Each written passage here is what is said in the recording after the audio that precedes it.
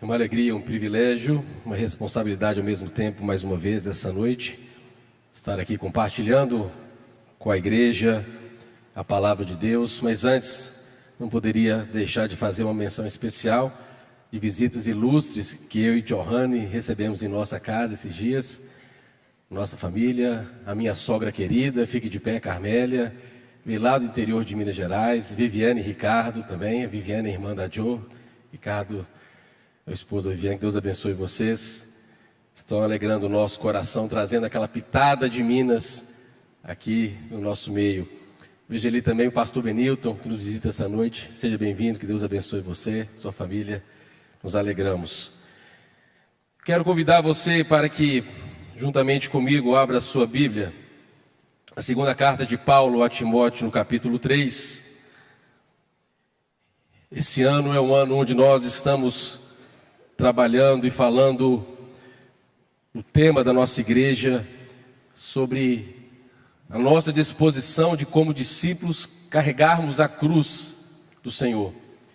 E essa noite, essa reflexão traz como o seu tema principal entre a cruz e a coroa. Então, segunda carta do apóstolo Paulo a Timóteo, nós vamos ler do capítulo 3, do verso 1 a 17.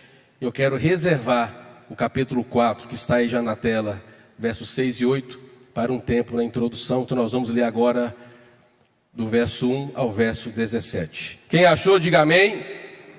Glória a Deus. Mas você precisa saber disso: nos últimos dias sobrevirão tempos difíceis, pois os seres humanos serão egoístas, avarentos, orgulhosos, arrogantes, blasfemadores, desobedientes aos pais, ingratos, ímpios, sem afeição natural, implacáveis, caluniadores, sem domínio de si, cruéis, inimigos do bem, traidores, atrevidos, convencidos, mais amigos dos prazeres do que amigos de Deus, tendo forma de piedade, mas negando o poder dela. Fique longe também destes, pois entre estes se encontram os que se infiltram nas casas e conseguem cativar mulheres tolas, sobrecarregadas de pecado, que são levadas por todo tipo de desejos, que estão sempre aprendendo e nunca conseguem chegar ao conhecimento da verdade.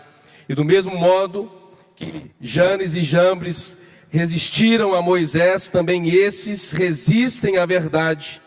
São homens que têm a mente totalmente corrompida, reprovados quanto à fé. Mas esses não irão longe, porque a insensatez deles ficará evidente a todos, como também aconteceu com a insensatez de Janes e Jambres.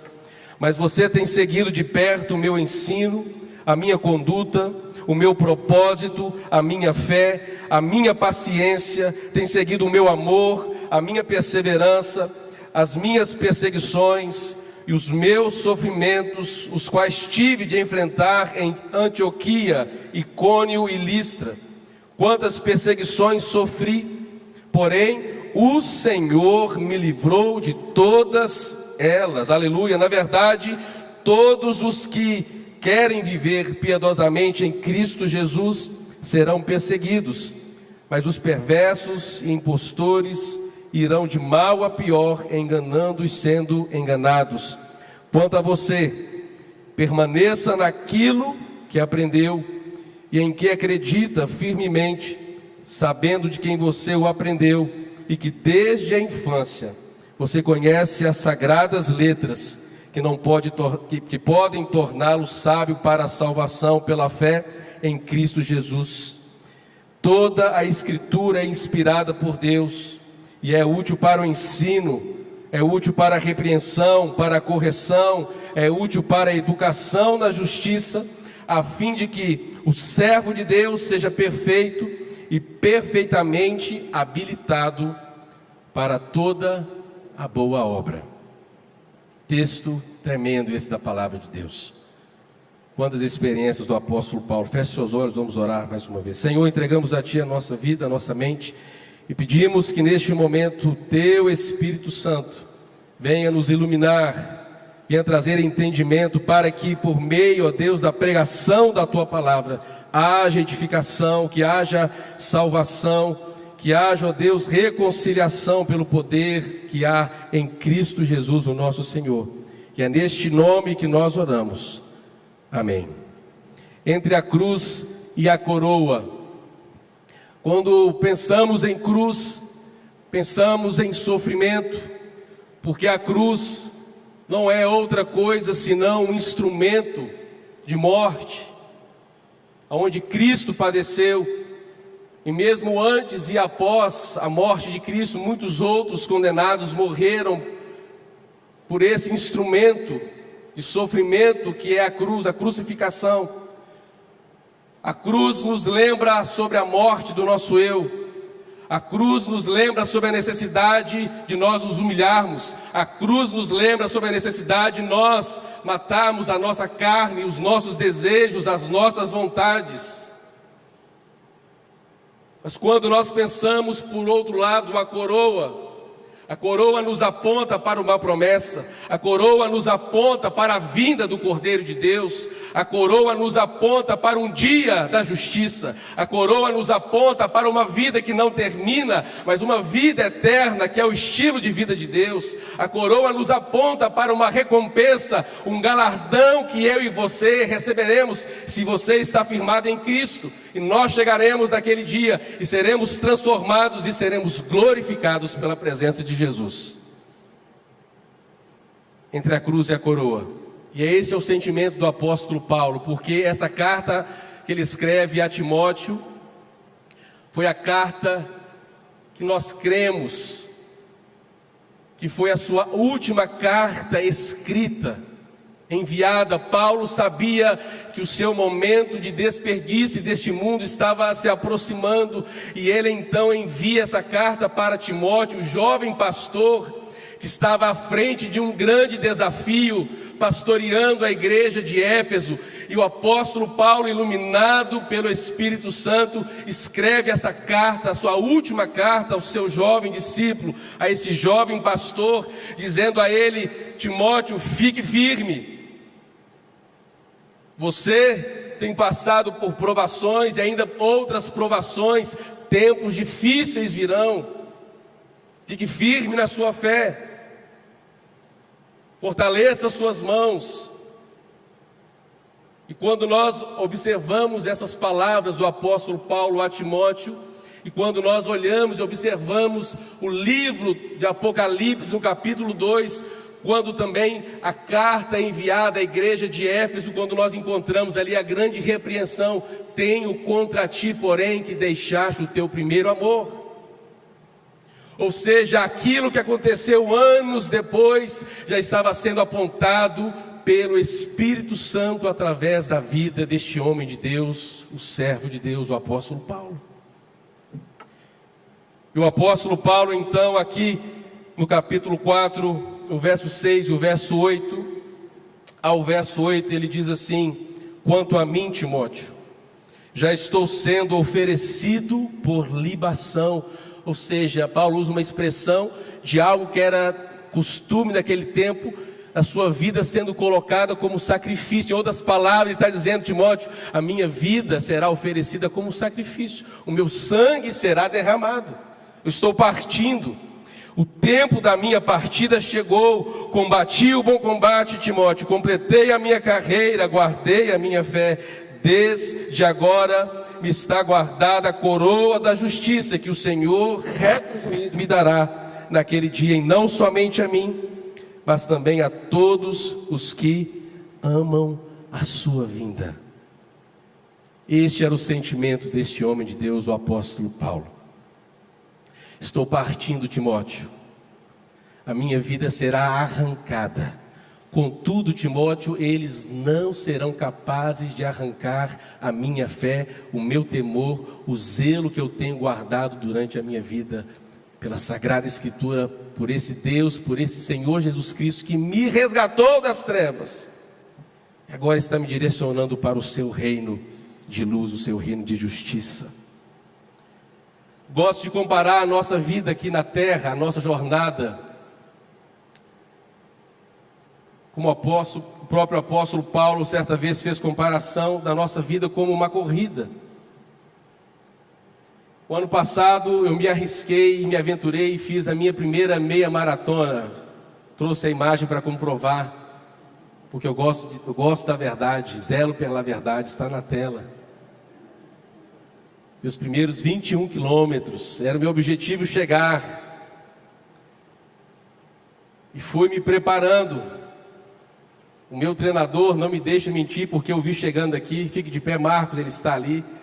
Se você deseja também ser preparado para as suas atividades, o Marcos está ali à sua disposição. E o mais interessante é que nessa corrida da nossa vida, essa corrida da fé, não são todos aqueles que estão correndo que vão receber a medalha. Não são todos aqueles que vão conseguir atravessar a linha de chegada, a linha final. Porque na minha corrida, no meio daquele trajeto, eu vi pessoas ficando para trás, pessoas sendo carregadas, pessoas sendo removidas, pessoas caídas no chão sendo atendidas, pessoas ficando para trás em resistência, pessoas abandonando o objetivo dos 21 quilômetros. Porque não é algo fácil. É preciso persistência, é preciso perseverança, mas alguma coisa me marcou naquele dia. Porque quando eu já começava a sentir, pastor Francisco, no meu corpo, as dores dos meus joelhos, das minhas articulações, a perna começou a ficar pesada, eis que surge Marcos na sua bicicleta, vamos lá, Neander, você vai conseguir, você vai chegar. E na metade da prova até o final eu pude contar com essa presença, me incentivando, você vai atravessar, você vai conseguir receber a sua medalha. E eu cheguei quebrado, mas cheguei. Não importa como você vai chegar. Pastor, eu vou chegar no céu com a minha depressão. Vai, meu filho, vai depressivo, mas vai. Pastor, eu vou chegar lá com a minha ansiedade. Pastor, eu vou chegar lá com os meus erros e tropeços, contanto que eu e você não venhamos a abandonar e desistir dessa carreira, olhando para a cruz e observando essa coroa que nos aguarda, essa recompensa. E eu considerei naquele momento, enquanto eu estava na minha dor, no meu sofrimento, Marcos ali, representando aqui nessa analogia o próprio Espírito Santo, que é o nosso ajudador, que é o nosso consolador, é aquele que nos guia, é aquele que traz os pensamentos, nos lembrando das palavras de Cristo Jesus. Há uma recompensa para mim, há uma recompensa para você. O Senhor nos convida essa noite a não olharmos apenas as dores, os sofrimentos, as decepções. E o apóstolo Paulo então está dizendo a esse jovem pastor Timóteo: firme os seus pés, não desfaleça. O tempo da luta vai aumentar, as perseguições virão sobre a sua vida, sobre toda a igreja, em toda a face da terra, mas existe uma recompensa guardada para todos aqueles que creem e esperam no precioso nome de Jesus Cristo. Louvado seja o nome do Senhor. Algumas lições nós aprendemos aqui então nessa passagem. Primeiro princípio importante que nós podemos extrair desses versos: precisamos reconhecer a necessidade de nós vencermos os desafios dos últimos dias. Há um grande desafio que nós estamos vivendo, e esses desafios eu nomeio como as marcas da carnalidade, que são as marcas dessa geração.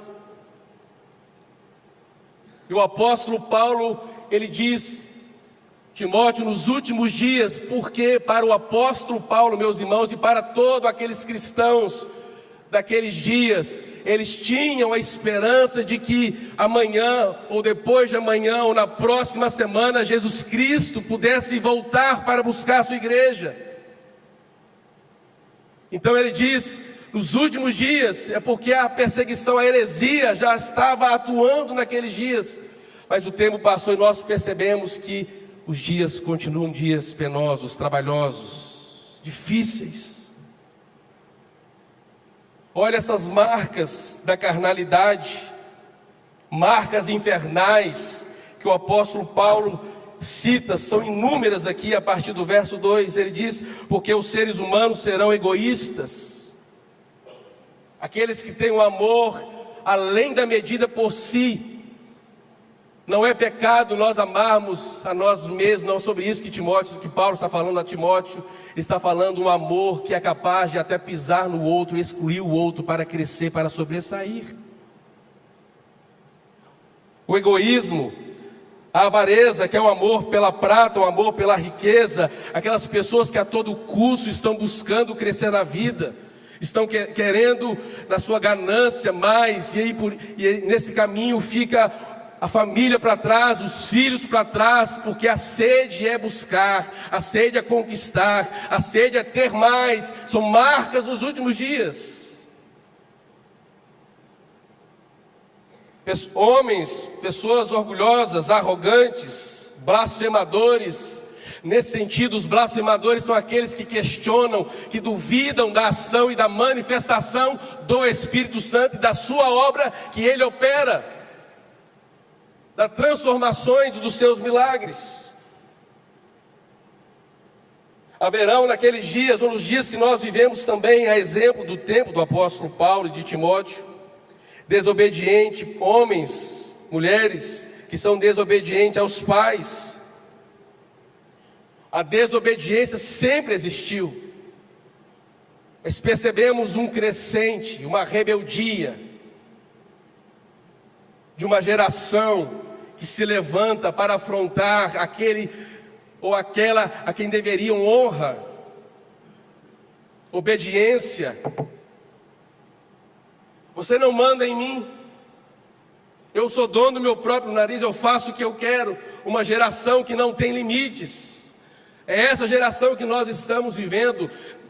Há tempos atrás, quando eu pensava em falar algo contra o meu pai, uma guerra já estava declarada. Havia o senso do temor, do compromisso, da obediência. Nas escolas, nas universidades, os professores, os mestres que são atacados. E isso não se ouvia falar tempos atrás. Não vai me dizer que isso sempre aconteceu, porque não aconteceu em toda a história da humanidade como nós ouvimos e vemos acontecendo. São marcas dos últimos dias. Ele continua dizendo essa lista dessas marcas da carnalidade. Ele fala pessoas ingratas, homens ingratos. Muitas vezes nós agimos assim, com ingratidão em nosso coração, não reconhecendo a fidelidade de Deus, a bondade de Deus, a provisão de Deus, e muitas vezes tudo aquilo que Ele tem dado, tudo aquilo que Ele tem derramado, nós não estamos satisfeitos. Ingratidão, marcas dessa geração. Os ímpios, pessoas sem afeição natural. O homem que nasceu homem agora se diz mulher, a mulher que nasceu mulher agora se diz homem, aquele que diz que não é nada, aquele que diz que ama todas as coisas. A Bíblia já estava mais de 2000 anos atrás apontando que chegaríamos a esse tempo, e hoje, até eu mesmo nessa pregação corro o risco, daqui a pouco alguém dizer: olha, tem um pastor aí intolerante.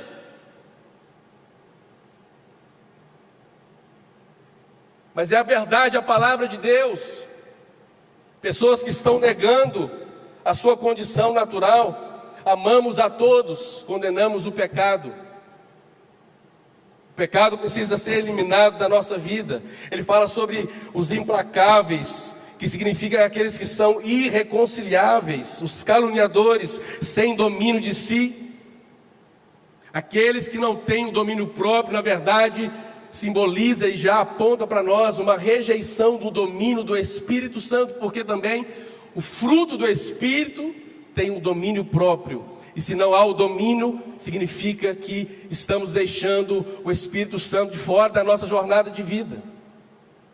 Precisamos ter o domínio. Ah, pastor, eu nasci assim, eu vou morrer assim. Não, meu irmão, não, minha irmã, podemos ser diferentes, podemos mudar, podemos controlar a nossa mente, as nossas palavras, as nossas atitudes, porque tudo isso precisa refletir a glória de Cristo através da nossa vida. Precisamos exalar o bom perfume de Cristo. E ele continua dizendo a sua lista, e ele termina aqui no verso 4: mais amigos dos prazeres do que amigos de Deus. No sentido de que quando as pessoas querem satisfazer os desejos da sua carne, são capazes até mesmo de tirarem Deus do seu trono, para que esse indivíduo possa se assentar na exaltação do seu eu, da sua carne, dos seus desejos, da sua vontade.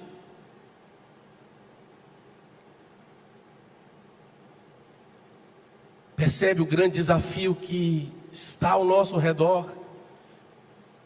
E é no meio dessas marcas que eu e você vivemos. E é no meio disso tudo que eu e você estamos. E fomos plantados em lugares estratégicos da nossa sociedade. Qual é o desejo de Deus? Assim como o apóstolo Paulo está dizendo a Timóteo: Timóteo, firma-se na verdade. O Senhor tem nos convidado também essa noite a deixarmos de lado essas marcas da carnalidade e nos revestirmos com o poder que vem do alto, o poder do Espírito Santo. Esse é o poder que nós precisamos em nossa vida. Paulo estava alertando, portanto, a Timóteo para que não deixasse essas influências dominarem a sua mente, e muito menos da sua comunidade, os seus irmãos em fé, aquela igreja daquela cidade de Éfeso. Mas ainda um outro princípio que nós aprendemos aqui, no capítulo 3, sobre a necessidade da perseverança na fé. Olha o verso 10, a partir do verso 10. Mas você tem seguido de perto o meu ensino, a minha conduta, o meu propósito, a minha fé, a minha paciência, o meu amor, a minha perseverança, as minhas perseguições, os meus sofrimentos. Paulo está dizendo: olha, por um lado existem sim, Timóteo, essas marcas da carnalidade, essas marcas de um tempo secularizado, mergulhado em densas trevas, mas também eu percebo em sua vida que você tem seguido de perto, e essa é a ideia, meus irmãos, de alguém que deseja se tornar um discípulo do Senhor. O discípulo literalmente é aquele que se propõe a caminhar atrás do seu mestre, de tal forma que ele está tão próximo do seu mestre, que ele, naquela caminhada, naqueles dias, ele recebia sobre o seu manto, a sua vestimenta, sobre o seu corpo, o seu rosto, a poeira que vinha das sandálias do seu mestre. E Paulo está dizendo: Timóteo, eu reconheço que você tem seguido de perto. Eu percebo essas evidências na sua vida. Eu percebo a sua perseverança, Timóteo. E Paulo começa então a elogiá-lo, porque Timóteo tem seguido em diversos pontos na sua vida, no ensino, que significa doutrina, na conduta. Ele olhava para o apóstolo Paulo como seu exemplo de vida. Olha para a nossa geração e quais têm sido os exemplos que não apenas a nossa juventude, mas tantas outras pessoas estão colocando como um referencial de vida.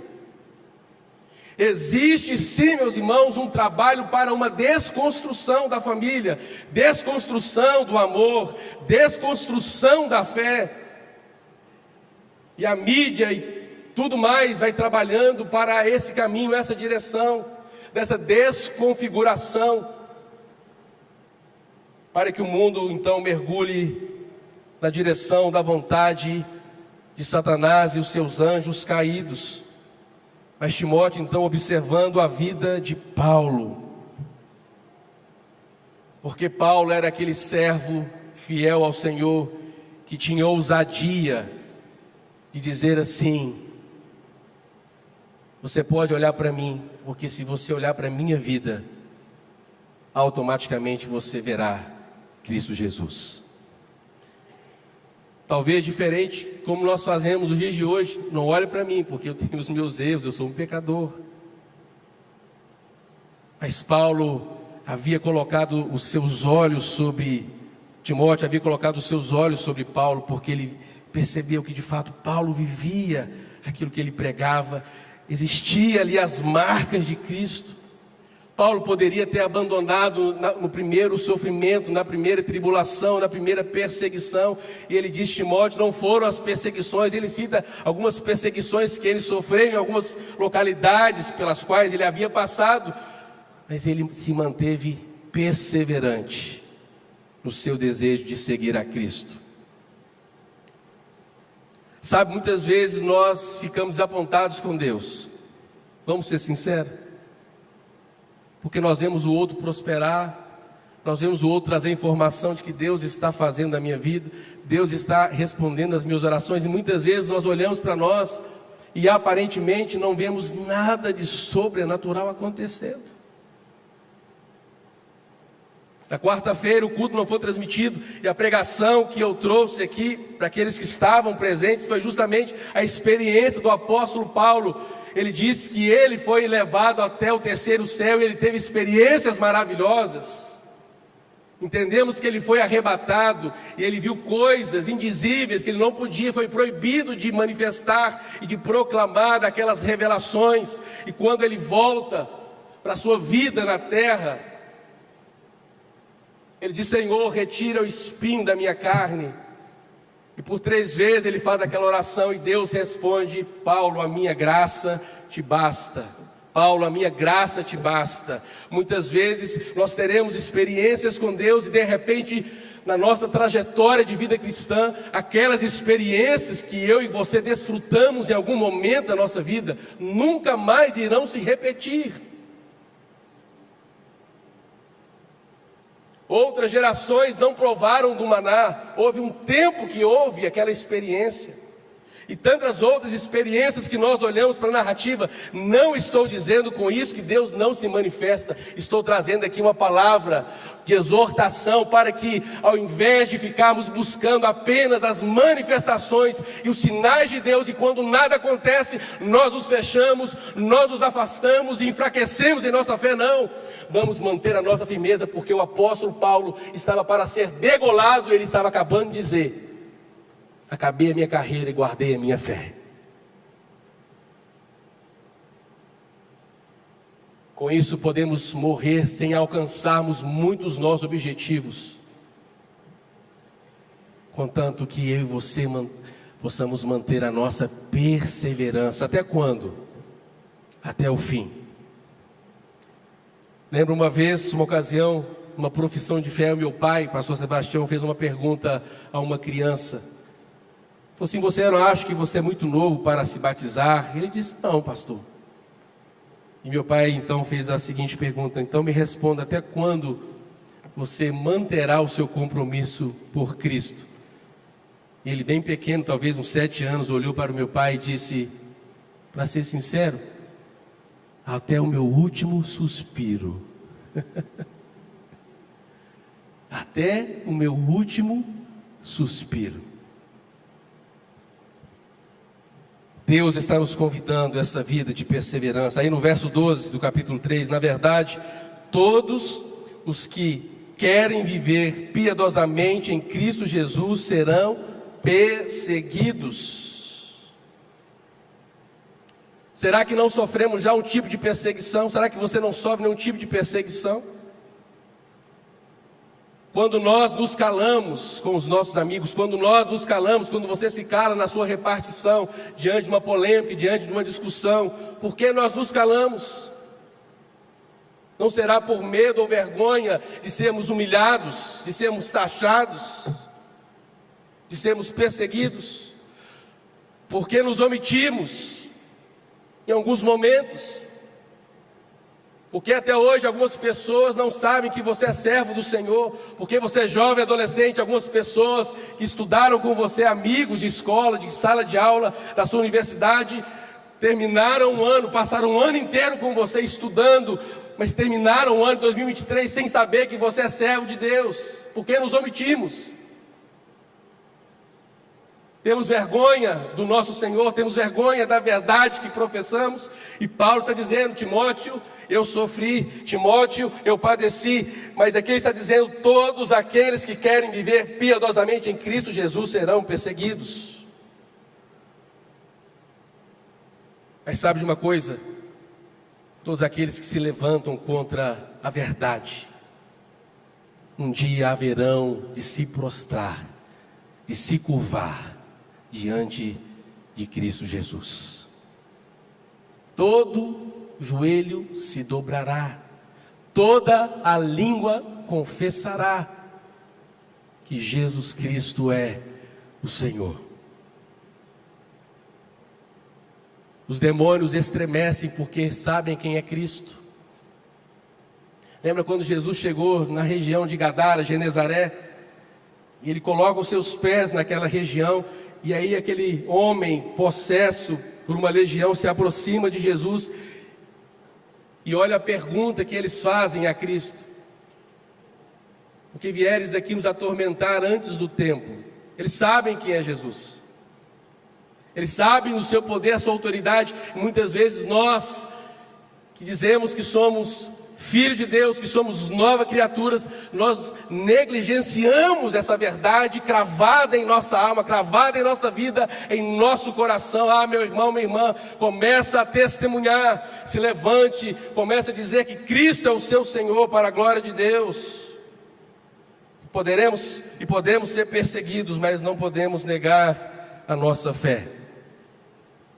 E a palavra de Deus já nos diz essa noite que aqueles que vivem piedosamente em Cristo Jesus serão perseguidos. Mas ainda uma outra verdade nós encontramos aqui nessa passagem: a importância do nosso apego à Sagrada Escritura.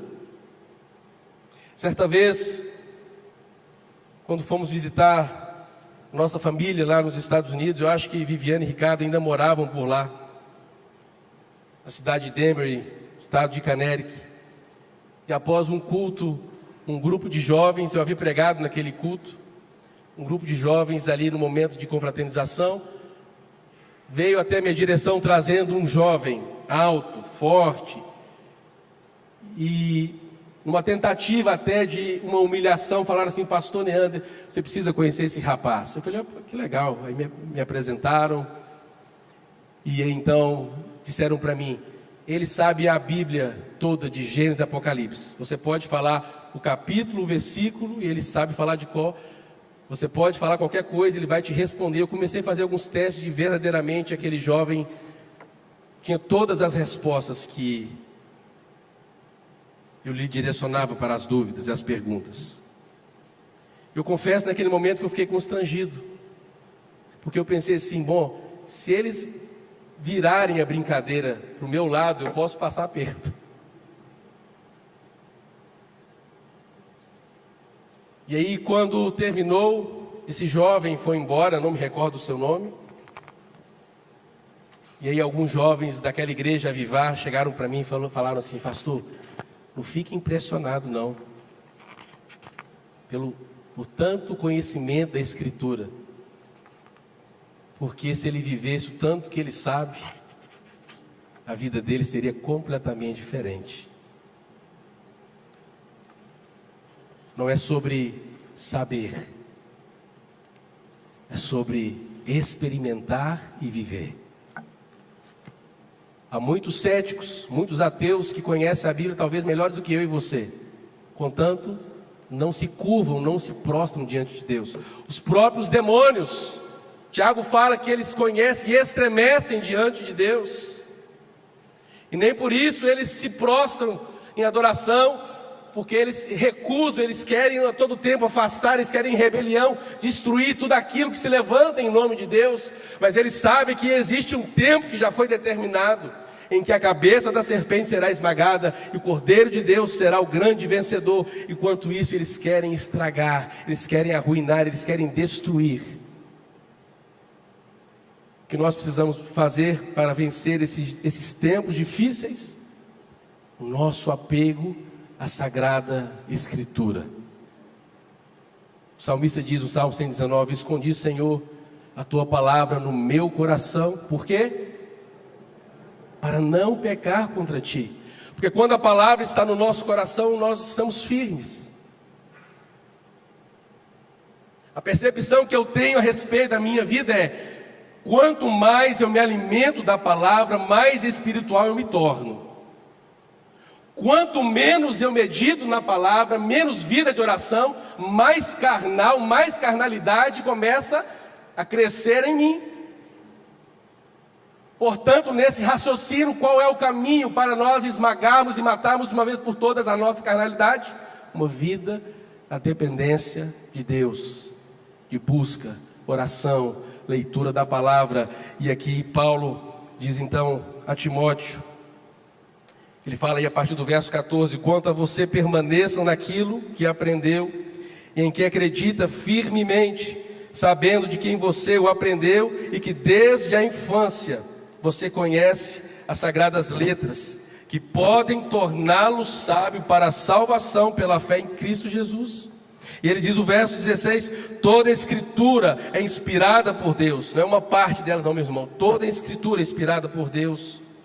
É útil para o ensino, é útil para a repreensão, é útil para a correção, é útil para a educação na justiça, a fim de que o servo de Deus seja perfeito e perfeitamente habilitado para toda a boa obra. Então, quando nós temos contato com a palavra de Deus, é essa coisa sobrenatural que acontece conosco. Somos exortados, somos edificados, somos corrigidos, somos ensinados. A palavra de Deus cresce em nós. Ficamos com um olhar, com uma sensibilidade, observando o mover de Deus na nossa vida, ao nosso redor, na nossa geração. Faça uma experiência se você ainda não fez. Ao acordar pela manhã, diga assim: Senhor, hoje eu quero estar conectado à Tua presença. Eu quero sentir a Tua presença, eu quero ser direcionado pelo Teu Espírito Santo. Abra, Senhor, a minha boca para que, surgindo alguma oportunidade, eu seja ali um representante do Senhor. Meus irmãos, o nosso dia fica diferente. Nós ficamos atentos a todo sinal, a cada coisa que acontece, porque há sede e fome pela presença de Deus. Sabe como que Jesus venceu Satanás no deserto? Porque ele estava cheio, ele estava encharcado pela palavra. E todas as vezes que vinha Satanás, o que Jesus dizia? Porque está escrito, porque está escrito, porque está escrito. Nós não venceremos uma batalha espiritual se essa palavra não estiver firmada e cravada em nossa mente, em nossa vida, em nossa essência. Do outro lado, se você não se alimentar, você estará sujeito a você cair e tropeçar nas armadilhas que o próprio Satanás e o diabo e os seus anjos estão colocando para todos nós, para a igreja de Cristo. E por isso o apóstolo Paulo, escrevendo a sua carta aos Efésios, se você puder abrir comigo, Efésios capítulo 6, o verso 10, o apóstolo Paulo diz assim: quanto mais sejam fortalecidos no Senhor e na força do seu poder, vistam-se com toda a armadura de Deus para poderem ficar firmes contra as ciladas do diabo. O diabo está aí ao nosso redor, porque a nossa luta não é contra sangue e carne, mas contra os principados, as potestades, contra os dominadores deste mundo tenebroso, contra as forças espirituais do mal nas regiões celestiais. Por isso, peguem toda a armadura de Deus para que vocês possam resistir no dia mau e depois de terem vencido tudo, permanecer inabaláveis. E continua dizendo: portanto, fiquem firmes, cingindo-se com a verdade e vestindo a couraça da justiça, tenham os pés calçados com a preparação do evangelho da paz, segurando sempre o escudo da fé, com o qual poderão apagar todos os dardos inflamados do maligno. Usem também o capacete da salvação e a espada do Espírito, que é a palavra de Deus. Guarde isso. A espada do crente é a palavra de Deus, que não seja apenas um jargão na nossa vida, mas que seja uma verdade para que possamos resistir e irmos enfrentar as hostes espirituais. Lembra certa vez que eu falei aqui, uma das pregações, uma das últimas pregações, eu não lembro qual domingo do ano passado, talvez novembro, quando Jesus declara a Pedro e aos discípulos: porque as portas do inferno não prevalecerão contra a igreja. Porque muitas pessoas têm a ideia de que a igreja está amedrontada, a igreja está recuando, A igreja está se omitindo, a igreja está se trancando. É como se o inferno estivesse vindo com toda a força e a igreja de Jesus com medo. Não é essa a ideia que Jesus traz aos seus discípulos, dizendo: olha, e as portas do inferno não prevalecerão. É justamente a ideia oposta que Jesus está passando aos seus discípulos. Na visão de Jesus é o inferno estremecendo, na visão de Jesus é a igreja marchando, na visão de Jesus é a igreja avançando e o inferno recuando. São as portas do inferno que não vão prevalecer. Mas como isso vai acontecer em nossa vida? Apego à palavra de Deus. Se você ainda não começou a sua leitura esse ano, coloque no seu coração esse objetivo: Senhor, me ajuda, Espírito Santo, me anima para que eu possa ler a Tua palavra e ser por ela alimentado. E por último, princípio que nós aprendemos aí no capítulo 4 é sobre manter o nosso foco nessa coroa da justiça. Manter o nosso foco na coroa da justiça. E finalmente então Paulo aqui nesse capítulo 4, se você voltar comigo lá na segunda carta a Timóteo, como eu disse na introdução, Paulo falando sobre a sua vida como uma oferta. Porque às vezes na nossa caminhada será necessário o esvaziamento. Nem sempre na nossa caminhada com Jesus iremos fazer ou realizar todas as nossas vontades, porque às vezes será necessário nós abrirmos mão. E Paulo está dizendo então, vamos ler mais uma vez, capítulo 4, de 6 a 8, quanto a mim, já estou sendo oferecido por libação, e o tempo da minha partida chegou. Ah, Timóteo, combati o bom combate, completei a minha carreira, guardei a minha fé. Sabe por que Paulo está dizendo que ele guardou a sua fé? Porque Paulo, já vislumbrando o reino celestial, sabe que no reino de Deus a fé não mais será necessária. Porque o que é a fé? É aquilo que cremos sem ver. É aquilo que nós, na expectativa e esperança, imaginamos e almejamos na existência. Então hoje não vemos o céu, mas pela fé nós cremos. Hoje não vemos a presença de Cristo, não vemos Cristo andando pelas ruas do Distrito Federal, mas pela fé nós cremos que Ele está vivo, Ele é ressurreto, Ele voltará para buscar a sua igreja. O que Paulo está dizendo é: Timóteo, estou guardando a minha fé porque estou indo para um lugar, estou sendo transportado daqui a algum tempo, poucos dias ou poucas horas para um lugar, que eu não vou precisar mais exercer a minha fé, porque eu estarei diante do grande Criador dos céus e da terra. Eu estarei diante do grande eu sou. Naquele momento todas as coisas estariam visíveis e patentes. Para Paulo ele diz então: guardei a minha fé. Desde agora a coroa me está guardada, a coroa da justiça que o Senhor, reto juiz, me dará naquele dia. Paulo fala sobre o reto juiz. E aí um sentimento veio ao meu coração que haverá para muitos de nós uma surpresa. Não sei se no céu, isso é uma discussão teológica. Tem pessoas que me perguntam: pastor, no céu eu vou saber que aquele foi meu filho? Pastor, no céu eu vou saber que eu fui casado com fulano? Eu tenho dificuldade muito, né? Como eu disse, é uma discussão que a gente pode estender em um fórum, numa mesa redonda. Mas enfim, quando fala sobre ser o justo juiz, porque nós, na nossa falha justiça humana, muitas vezes queremos determinar, enviar o outro para o inferno, sendo que na verdade Deus possa estar o recebendo na sua presença. Então Paulo está dizendo: Timóteo, muitas vezes eu e você poderemos negar ao fazermos um julgamento precipitado, pecaminoso e errado sobre alguém, porque existe, Timóteo, alguém, ele sim, é um juiz. E a retidão da sua palavra, na sua presença, Ele sabe de todas as coisas. Ele sonda e conhece o mais profundo do ser. Deus é aquele, meus irmãos, que visita os cômodos trancados, as portas fechadas da nossa existência. Talvez aquele lugar que você não quer mexer, aquele assunto, aquela lembrança que você não quer tocar, que você não quer recordar, pelo poder do Espírito Santo. Ele tem esse poder de entrar em nossa vida, como diz Davi no Salmo 139, do Deus que está no alto das montanhas, mas o Deus também que está na profundeza da terra. É o Deus que nos sonda e nos conhece, é o justo juiz. Portanto, há religiosos que estão marchando e caminhando, tome cuidado com isso,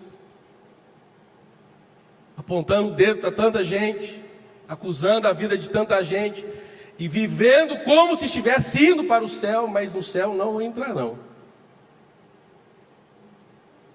E Jesus dirá: apartai-vos de mim. Mas Senhor, em seu nome profetizei, em seu nome eu realizei milagres. Não vos conheço, porque eternidade, guarde isso, eternidade é relacionamento. Só serão bem-vindos na morada celestial aqueles que mantiveram relacionamento de intimidade com Cristo Jesus. Esses entrarão. Lembra domingo passado a pregação? Para a celebração das bodas. Como que está a sua vida? Que eu e você possamos viver nessa perspectiva de que existe uma promessa, uma herança, que agora nós estamos nessa luta, num sofrimento, que nos recorda a cruz, é a cruz que nós precisamos levar, estar dispostos a matar a nossa carne, o nosso ego. Por outro lado, existe essa esperança pela fé dessa coroa que nos foi prometida, a coroa da justiça, para aqueles que decidiram andar em retidão, que não ficam se desviando da direita para a esquerda, da esquerda para a direita, mas uma vida de retidão, olhando para Cristo Jesus, o autor e consumador da nossa fé. Feche seus olhos, porque nós vamos cantar neste momento uma canção que nos traz um convite de um desejo a uma verdade. Senhor, perto eu quero estar. Eu quero que você então fique de pé, com seus olhos fechados, pensando em sua vida, pensando em coisas que você precisa abrir mão, se você precisa de reconciliação, se você precisa de aceitar a Cristo essa noite. Esse é o convite, dizer: Senhor Jesus, eu quero estar perto da Tua presença, eu quero o Teu Espírito Santo, esse ajudador ao meu lado, me ajudando, me sustentando em minha jornada. Cantemos e façamos dessa canção a nossa oração.